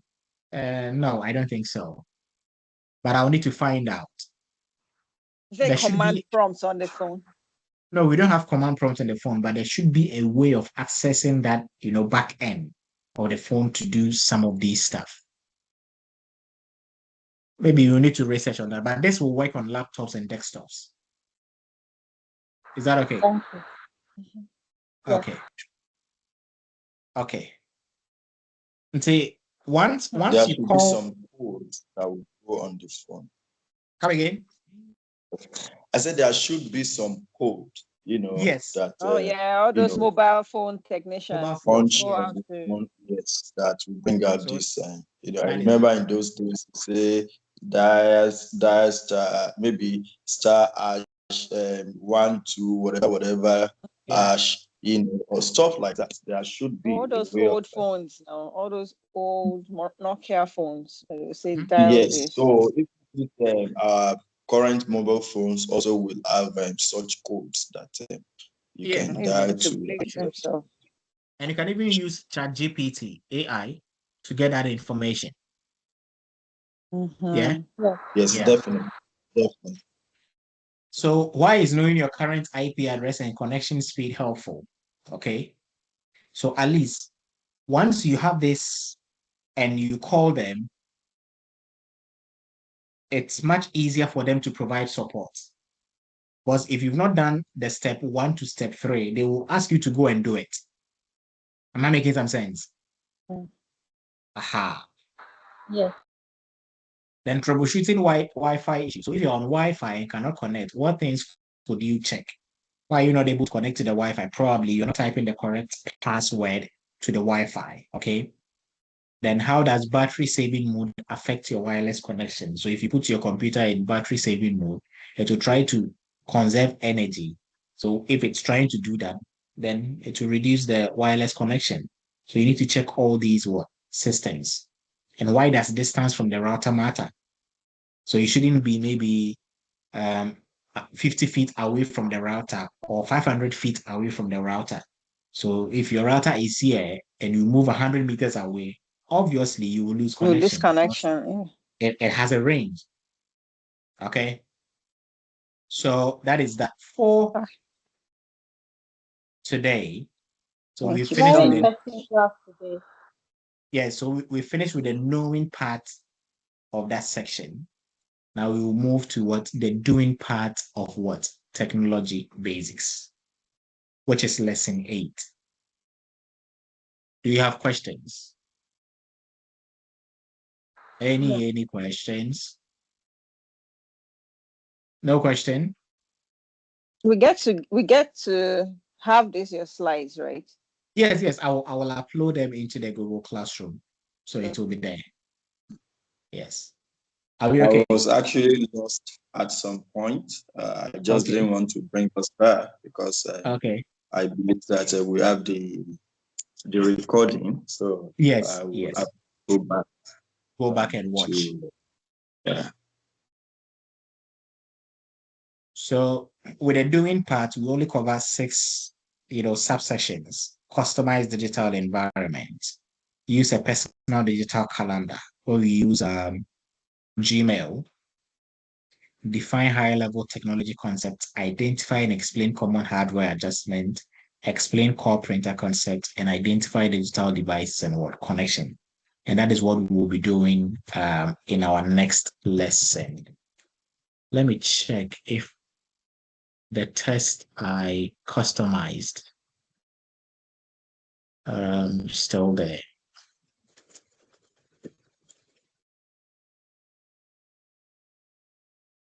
Because I wanted us to finish with level 1, 2, and 3 before taking the test.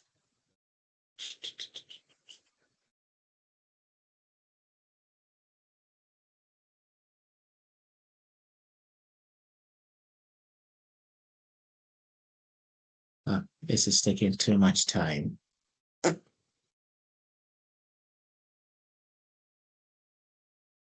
Okay. So I think we've done about 2 hours and 19 minutes. Okay.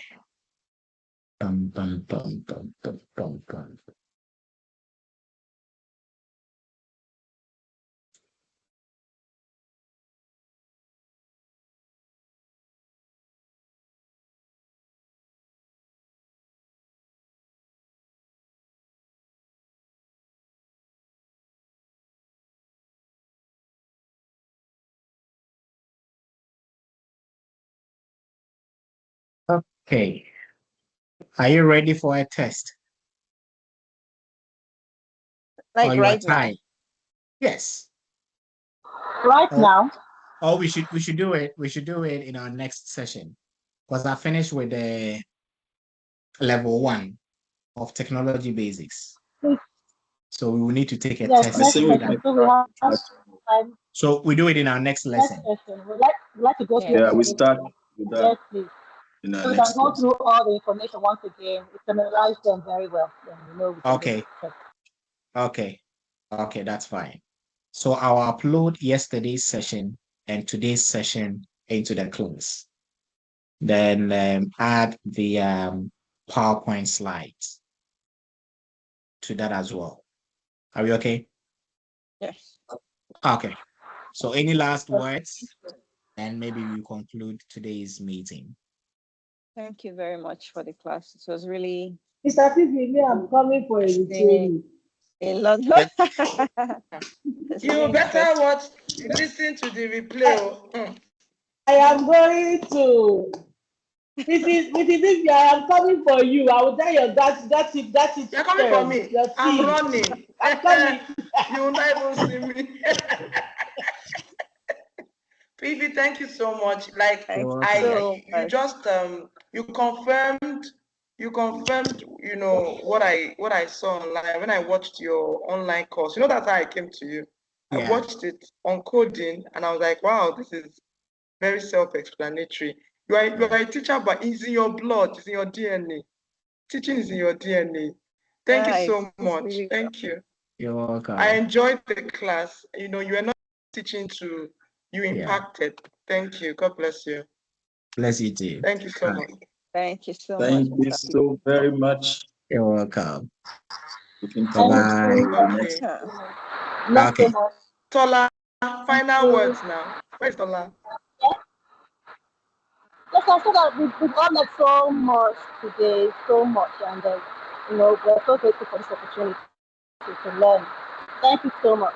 And we'll go back You're and welcome. analyze everything, go through all the materials once again Okay. for our test. Yes. So the test is Wait, so tomorrow. when is our test? Tomorrow. Let's give it to Tomorrow. I'll give you somebody to decide. See his face. Look at your straight face. 90. We have 91 questions for tomorrow. 91. Yes.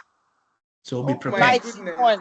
So that means everything we have gone through from the Yes, first everything class, that we've second class, done. to this class. Yes, 91 Okay. questions for everything Please we've done. send us all Thank the you. materials, please. Yes, I'm going to do that. Okay. Everybody, let's go to Telegram quickly. Let's go and reinforce. Bye. Bye. All right. Bye. Bye.